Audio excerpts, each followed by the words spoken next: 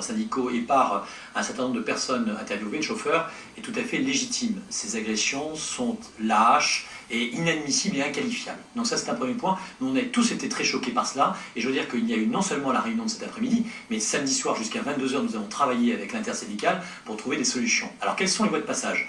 D'une part, nous avons décidé qu'effectivement, il y allait avoir un renforcement des moyens de la police intercommunale des transports. Je note à cet égard que et les syndicalistes et les chauffeurs, unanimement, saluent le travail de cette police des transports, qui est unique en France, mais en demandant plus d'effectifs et de moyens.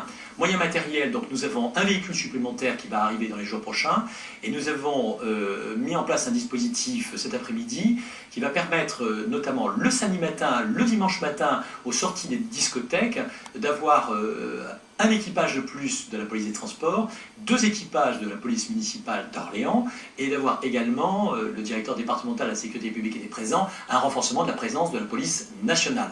Je dois dire que les syndicats étaient très remontés contre la situation actuelle concernant les discothèques, en considérant que l'ouverture jusqu'à 7 h du matin leur posait d'énormes problèmes. Alors justement, sur la police des transports, pas d'effectifs supplémentaires, vous n'avez pas accédé. Les chauffeurs demandaient une présence 22 h sur 24 h. Dans les faits, ça n'est pas possible. Alors en fait, ça n'est pas possible. Plus exactement, ce qu'on a décidé de faire, c'était d'abord de commencer par des heures supplémentaires pour les policiers existants. Deuxièmement, on n'a pas fermé la porte sur des possibilités d'augmentation des effectifs, mais plutôt en direction 2012, c'est-à-dire avec l'arrivée de la 2e ligne de tram et la restructuration du réseau de bus. Donc nous avons des clauses de revoyure, c'est-à-dire de rendez-vous, dans ce jargon, pour discuter avec les syndicats et la direction de la CEDAO sur effectivement le redéploiement, voire l'augmentation des effectifs à terme de la police intercommunale des transports.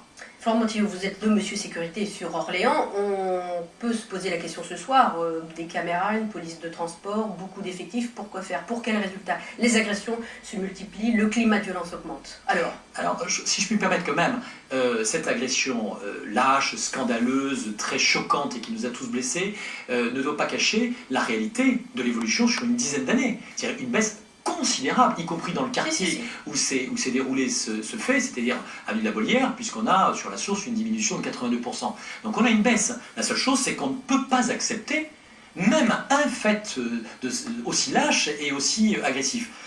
Le fait d'avoir mis cette police municipale, cette police intercommunale des transports, qui est une police municipale, est plébiscitée aujourd'hui par les chauffeurs de bus, par les syndicats. Il faut savoir que justement, non seulement ils ne la mettent pas en cause, non seulement ils considèrent que grâce à elle, et grâce au redéploiement aussi de la police municipale d'Orléans et d'autres polices municipales, on arrive à interpeller quasiment dans 9 cas sur 10 les auteurs de ces délits, mais ça peut paraître légitime, surtout avec ce qui s'est passé. Il dit « nous voulons encore plus de moyens, encore plus d'effectifs ».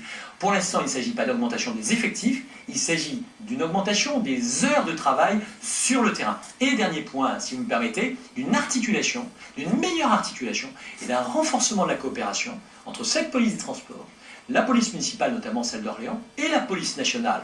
M. Alonso s'est engagé à ce qu'elle puisse être plus présente, notamment dès les 15 jours qui vont venir, mais pas pour une période courte, pas pour faire semblant pendant 10 ou 15 jours, mais de façon pérenne, pour renforcer les contrôles contre la fraude, avec justement l'appui des forces de police dans les secteurs les plus sensibles.